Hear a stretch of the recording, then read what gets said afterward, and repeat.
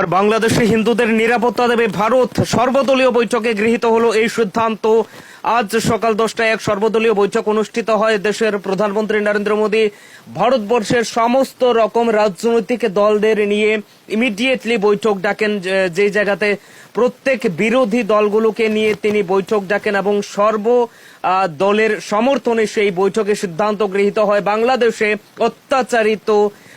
অত্যাচারের কবলে পড়া যে সমস্ত হিন্দুরা রয়েছেন তাদেরকে আবার রক্ষা করবে ভারতবর্ষ। বড় সিদ্ধান্ত গ্রহণ করা হয়েছে, বড় সিদ্ধান্ত গৃহীত হয়েছে ভারতবর্ষের সর্বদলীয় বৈঠকে।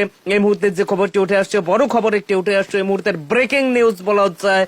বাংলাদেশি হিন্দুদের এবার ভারতবর্ষ নিরাপত্তা দেবে এবং আজ সকাল 10টায় দেশের প্রধানমন্ত্রী নরেন্দ্র মোদীর নেতৃত্বে সমস্ত রকম বিরোধী দলদের নেতাদের নিয়ে এক সর্বদলীয় বৈঠক অনুষ্ঠিত হয় এবং সেই বৈঠকে আলোচনাক্রমে এই সিদ্ধান্ত গৃহীত হয় যে এবার বাংলাদেশে হিন্দুদের যারা অত্যাচারের কবলে পড়ছেন গতকাল রাত থেকে তাদেরকে রক্ষা করবে ভারতবর্ষ। বড় সিদ্ধান্ত গৃহীত হয় ভারতবর্ষের পক্ষ থেকে।